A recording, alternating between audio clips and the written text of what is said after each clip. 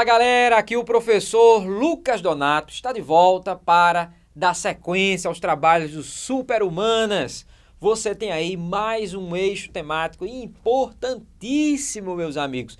Chegou a hora de nós entrarmos e discutir um pouco sobre conflitos, não é? As origens, por exemplo, das grandes guerras mundiais, a toda a questão do neocolonialismo, a disputa por territórios envolvendo esses países europeus, assunto muito importante, já cobrado recentemente no Exame Nacional do Ensino Médio, principalmente porque é nesse conteúdo que você vai compreender um pouco aquela transição para a idade, para uma parte particular da idade contemporânea, que foi a questão lá do século XX, ou seja, de Primeira Guerra para frente, você vai compreender a partir das raízes da nossa aula de hoje. Meus amigos, vem comigo.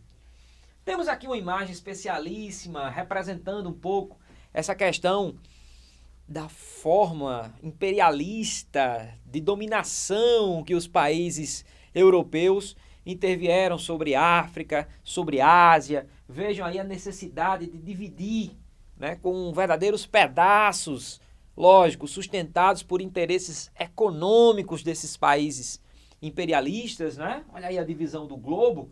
Então, a pauta aqui do nosso encontro aqui de hoje, eu e você, nós vamos discutir um pouco sobre o neocolonialismo no século XIX. Tá tudo pronto? O e-book já está pronto aí ao seu alcance, as anotações já estão mais do que preparadas. Então vamos juntos, em uma só voz, vem mais conteúdo por aí. Gente, primeira coisa, o que foi o neocolonialismo? Eu quero que você anote agora aí um conceito sobre do que se trata esse tão importante momento da nossa história durante o século XIX. Anota aí para mim, coloca dessa forma que eu vou esperar você editar bem, né, pontuadamente no seu caderno. Bota assim, processo, neocolonialismo, escreve, processo de dominação, é o processo de dominação imperialista, é o processo de dominação imperialista europeu sobre África e Ásia. Repetindo para que você aí acompanhe, é o processo de dominação imperialista europeu sobre territórios africanos e asiáticos. Pronto, meus amigos, com esse conceito, dominando bem todas as articulações necessárias nesses pontos aí, as portas das questões se abrirão diante de você. Então, olha só que interessante, ó. Conceituado neocolonialismo, ou seja, essa nova colonização que aqui estamos discutindo, é importante perceber e você grifar nessa definição que se eu estou falando da dominação imperialista europeia, exatamente. Não vá confundir com aquela dominação que também foi imperialista, mas que foi estadunidense. Aquele imperialismo norte-americano, né, na América Latina, na América Central. Esse aí é pauta para outro momento da nossa discussão. Desse modo, essa expressão da dominação norte-americana, ela se encaixa em outro contexto, em outro conceito. Muito cuidado com isso aí. E olha só que legal. Qual é o contexto? Qual é o contexto do neocolonialismo? A segunda revolução industrial. Eu gostaria que vocês tomassem uma atenção especial nesse subtópico, porque quando eu falo segunda revolução industrial, é bom você lembrar que já não é mais só a Inglaterra que está fazendo o controle, a dominação da tecnologia, da maquinofatura industrial. Não é só mais a Inglaterra. Na segunda revolução industrial, nós temos outros países como França, Bélgica, a própria Alemanha, né? E diversas outras nações que já estão a dominar essa tecnologia, esse modo de produção industrial, vamos assim dizer, e aí gerando novas necessidades. Exatamente. Acompanhe comigo. Quem tem indústria precisa de quê? Bora, anota aí. Quem tem indústria precisa de mercado consumidor. Você tem uma produção em larga escala. Anote. Você tem uma produção em larga escala e precisa de consumo. Quem tem indústria precisa de fonte de energia, meus amigos. Exatamente. Bem como vai necessitar também de mão de obra barata. Lógico, a busca por uma maior capitalização, por uma maior margem de lucro daquelas fábricas durante o século XIX vai ensejar a necessidade dessa mão de obra. E não esqueça que quando falamos de Europa, mão de obra já é um assunto, no mínimo, delicado no século XIX. Por quê, professor? Porque foi no século XIX que surgem aqueles movimentos operários de resistência.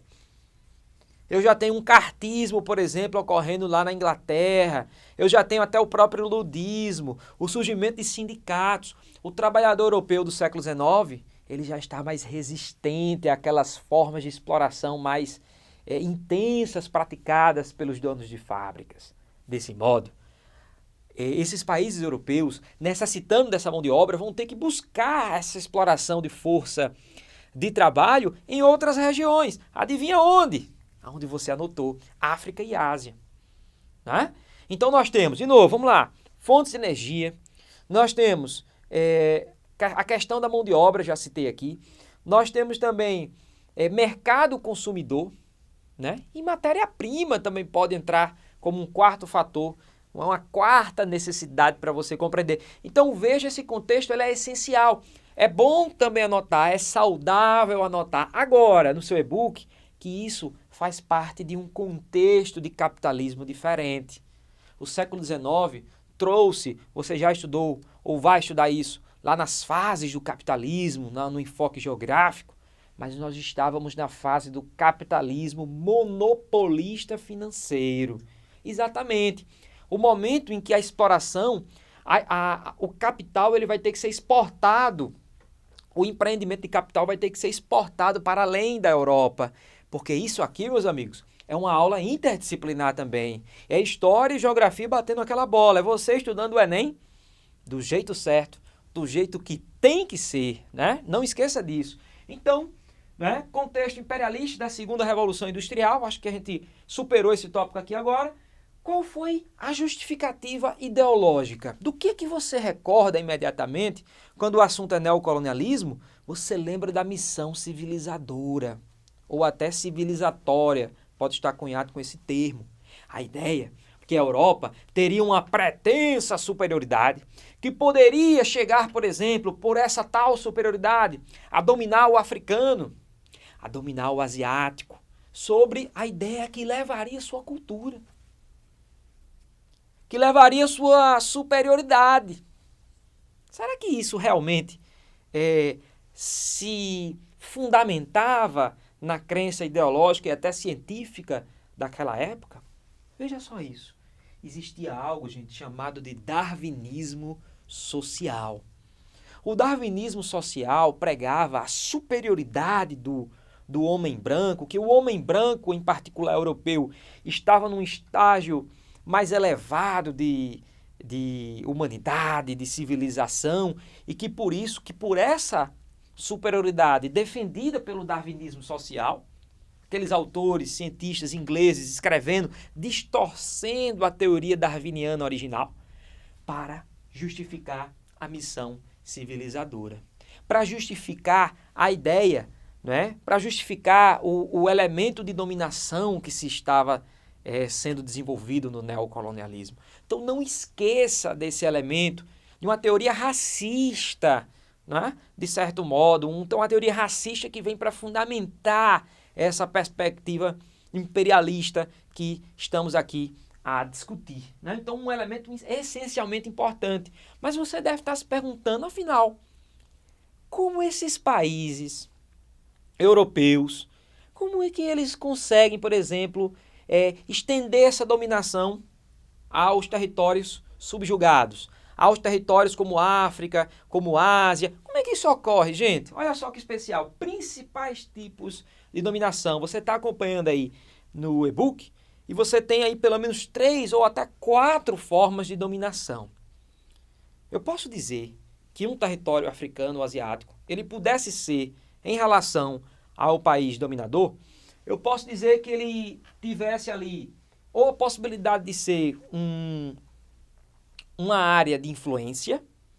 O que é uma área de influência, professor? Vai grifando, vai acompanhando. É uma área em que parte, né? Parte desse país dominado, ele tem uma influência muito intensa do país dominador. Lembra do caso de Hong Kong, que passou a ser área de seção inglesa após a Guerra do Ópio. Ali era uma autêntica área de influência da Inglaterra, né? Mas além de ser área de influência, um país pode ser também, uma outra forma já de dominação, um protetorado. O protetorado é um caso muito especial, porque o país dominado ele mantém seu próprio governo, um governo nativo, mas ele é tratado como se fosse um aliado, mas na verdade ele é subjugado por um país dominador. Ou seja, o governo local mantém sua estrutura, mas é uma estrutura em subordinação a uma estrutura dominante, no caso dos países europeus. E além do mais, nós podemos lembrar que além da área de influência, que além do protetorado, um território poderia ser também uma área de colonização direta. Exatamente. Professor, o que é uma área de colonização direta? É aquela em que a colonização direta se estrutura na ideia de que o território dominado sequer tem um governo, sequer tem uma própria gestão.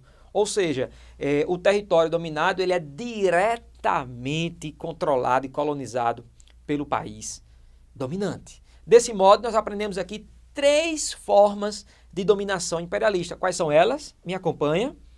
Eu tenho a área de influência, eu tenho protetorado e tenho também a colonização direta. Tem autor que acrescenta um quarto, que é importante.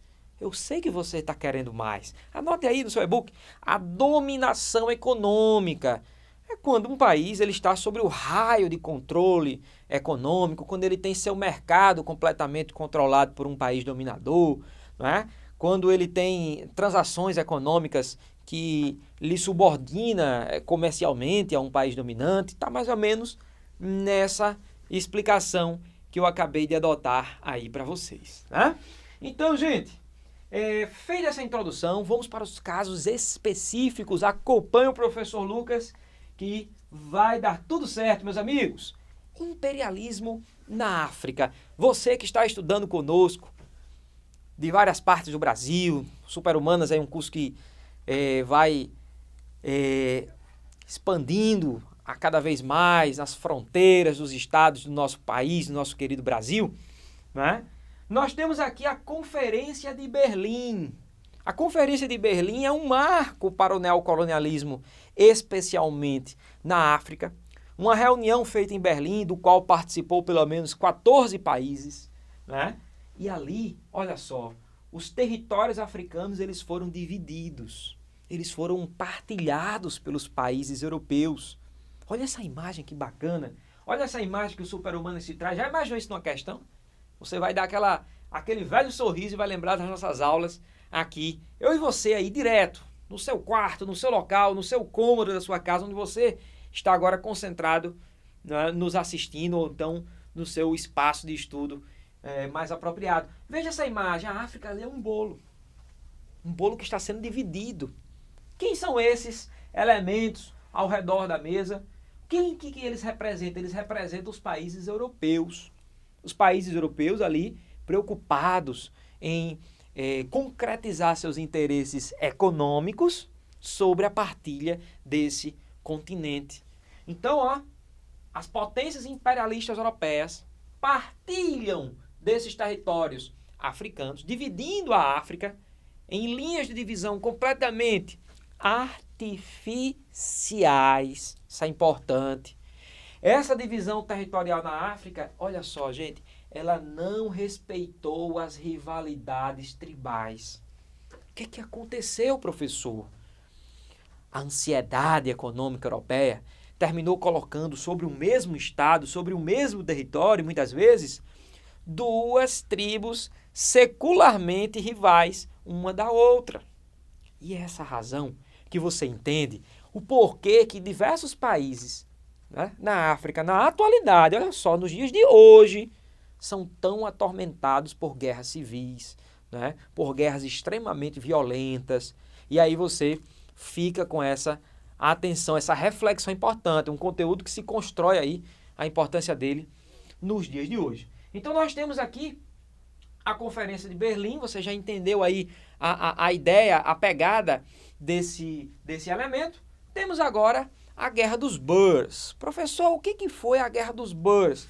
Olha só, local, é bom você anotar, é bom você acrescentar. O local dessa guerra aqui, gente, será na África, no atual território da África do Sul. A Guerra dos Boers opôs ingleses, claro, a Inglaterra foi, de certo modo, protagonista desse processo de neocolonialismo. Aí os ingleses em confronto de interesses com os Afrikanders, ou então os Boers.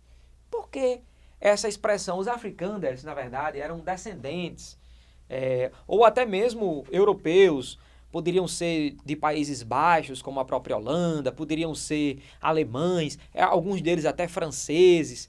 Esses povos africanos que eram europeus ou de descendência europeia, que já exploravam a região hoje correspondente ao sul da África, eles começaram a dividir interesses com a Inglaterra. Professor, me faz entender isso melhor. Gente, aquela área é alvo de disputa de metais preciosos, de ouro, de diamantes também. Uma área de grande reserva de riquezas que passou a ser disputada por esses europeus, vamos assim dizer, e praticamente levando aqueles habitantes nativos a uma categoria de segundo plano. Então o resultado da Guerra dos Boers foi a vitória da Inglaterra. A Inglaterra vence os Afrikanders, passa a ter o controle da região. Você pode anotar o nome da região, grifar no seu e-book, a região de Transvaal, né? Essa região, a República de Transvaal, dominada agora pela Inglaterra, os ingleses começam a praticar políticas de segregação racial naquele território. Aquela ideia de separação entre brancos e negros, ela começa a se fundamentar na lógica de dominação imperialista inglesa nessa porção de território que estamos a explicar. E é bom que se atenha, é bom que se pense, né, nessa perspectiva que eu estou falando das origens do apartheid. Perigo! Alerta totalmente ligado aí na sua anotação. O professor Lucas Donato não está dizendo aqui nesse momento que o apartheid criou-se, que o apartheid surgiu aqui. Não, não é isso. O regime do apartheid que o Enem já cobrou, né, no antepenúltimo exame, uma questãozinha lá sobre a questão do passaporte na África do Sul, o apartheid só surgiu em 1948. Isso mesmo, após a Segunda Guerra Mundial, 1948.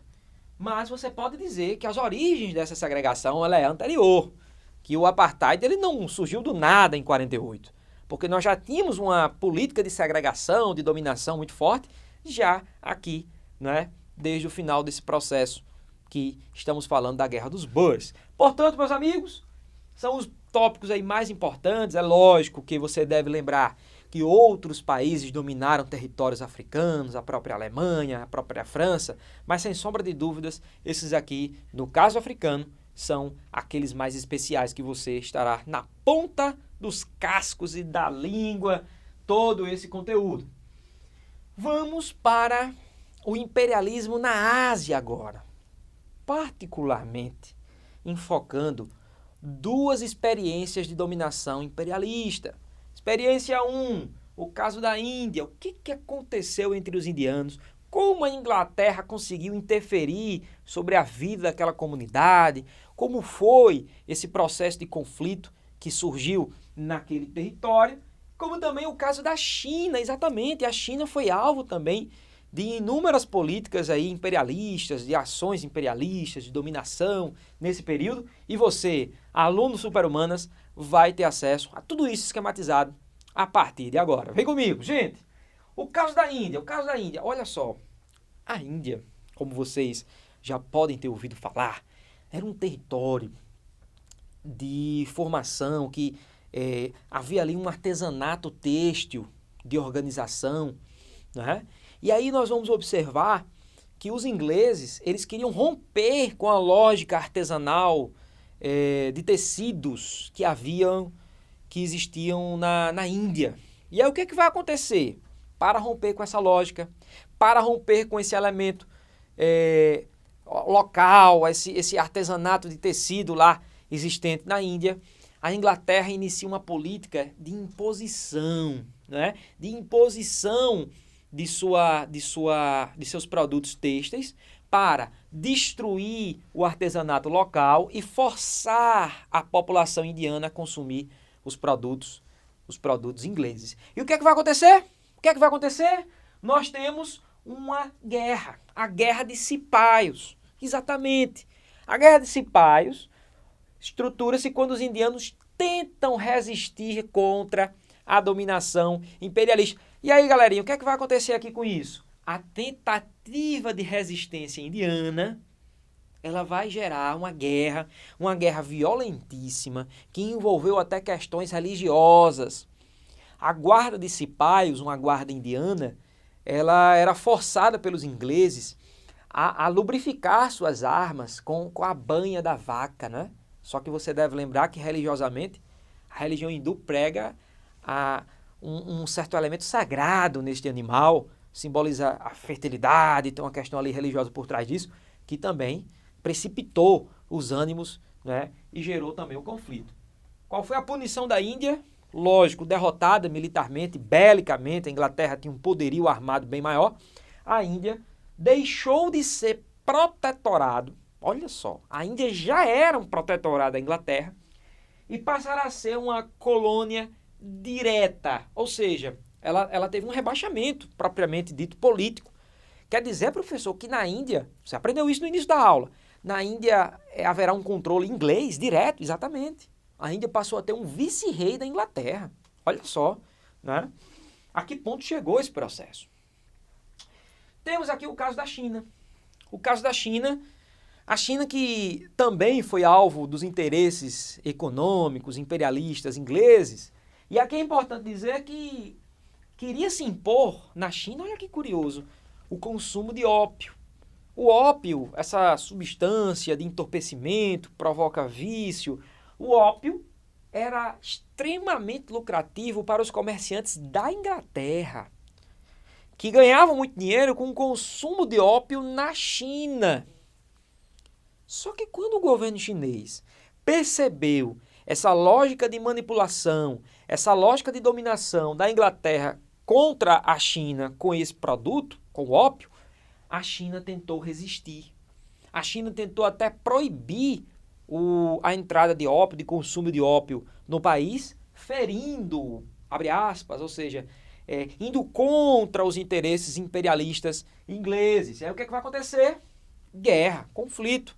Mais um conflito vencido pela potência bélica inglesa. Vale lembrar que no século XIX a Inglaterra ocupava uma posição muito robusta, né? Do ponto de vista bélico, imperialista, né? Veja que é o país que nós mais estamos citando, né, nesse momento. Então a Guerra do Ópio teve mais de uma oportunidade, mais de um momento dessa Guerra do Ópio. Nós temos aqui o Tratado de Nanquim, foi o tratado que encerrou esse conflito e de modo muito prejudicial aos chineses. Olha só que curioso, 5 portos chineses, anota isso aí, 5 portos chineses passaram a ser praticamente de livre comércio inglês. Os chineses não poderiam sequer tributar os produtos ingleses nesses portos, ou seja, uma interferência econômica sem precedentes a Inglaterra começará a fazer sobre a China. E esse território, Hong Kong, né, importante território, você certamente já ouviu falar, Hong Kong foi cedido para ser meio que influenciado, controlado pela Inglaterra, numa dominação de mais de 150 anos, meus amigos.